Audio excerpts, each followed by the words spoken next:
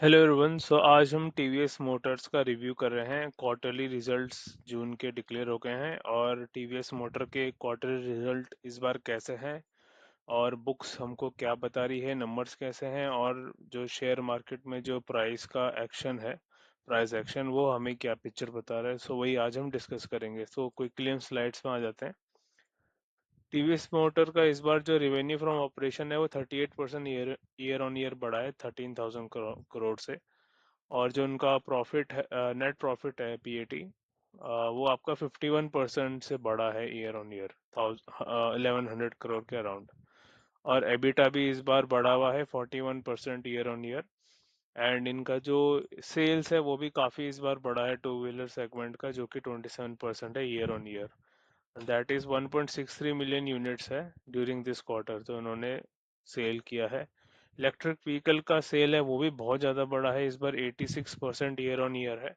And जो इनका TVS आई cube electric scooter है उसकी काफ़ी ज़्यादा डिमांड रही है इस बार मार्केट में, तो वो सेल ने काफ़ी सपोर्ट किया है, जो नंबर्स इस बार अच्छे आए हैं। और एक्सपोर्ट भी इनके बहुत ज़्यादा बड़े हैं, जो कि 33% ईयर ऑन ईयर है और काफ़ी ज़्यादा कंट्रीब्यूट किया है इस बार के जो अच्छा क्वार्टर है उसके लिए। कुछ की हाइलाइट्स है जो हम डिस्कस कर लेते हैं, वो है कि जो इनका काफ़ी स्ट्रॉन्ग डिमांड रहा है प्रीमियम मोटरसाइकिल सेगमेंट में, जैसे कि अपाचे है या स्कूटर्स है, उसमें इस बार इनका डिमांड काफ़ी अच्छा रहा है।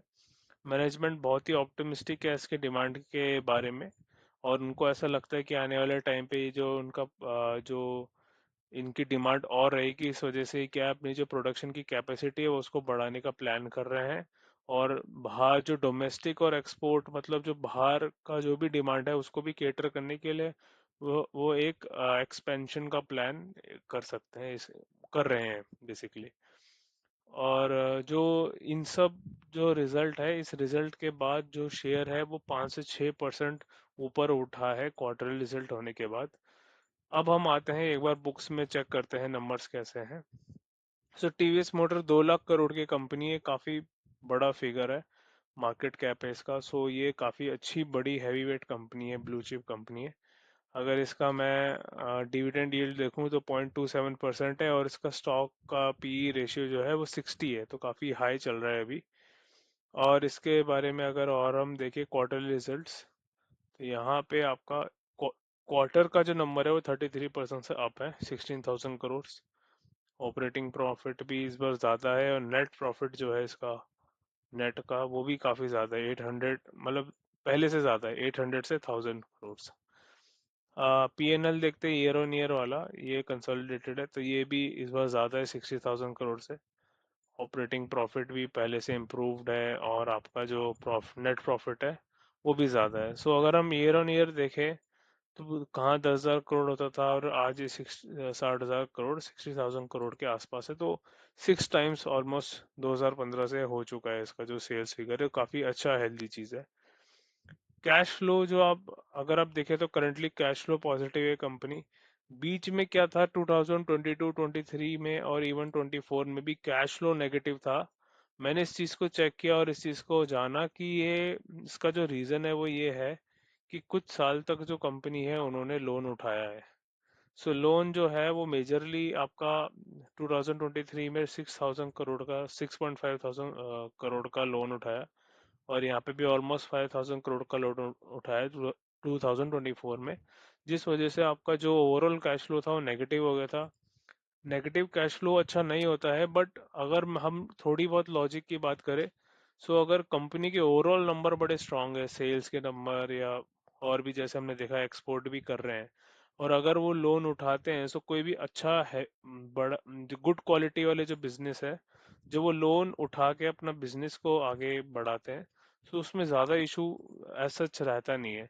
लेकिन अगेन, अगर कोई भी, किसी के भी बुक्स अगर कैश फ्लो पॉजिटिव होते हैं जो अच्छी चीज़ होती है। अगर हम वैसे भी देखें तो generally cash flow positive company रही है।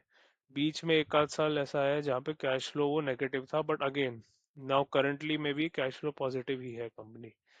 अब हम सबसे मेन सेगमेंट में आते हैं जो हमारा टेक्निकल एनालिसिस वाला है। जो है चार्ट्स हमको क्या बोल रहे हैं और अभी प्राइस एक्शन क्या है। करंटली जो प्राइस एक्शन है वो ये कह रहा है कि जो स्टॉक है वो अपने ऑल टाइम हाई के एरिया में है। स्टॉक जो है वो अभी बहुत ही एग्रेसिव बुल फेज में है। वो जो अपने जो पिछला लो था उसके वो ऑलमोस्ट ऑलमोस्ट 17 टाइम्स हो चुका है। ऑलमोस्ट 16 to 17 टाइम से हो चुका है। जो लास्ट करेक्शन इसने जो किया था पहले, वो किया था इसने 2017।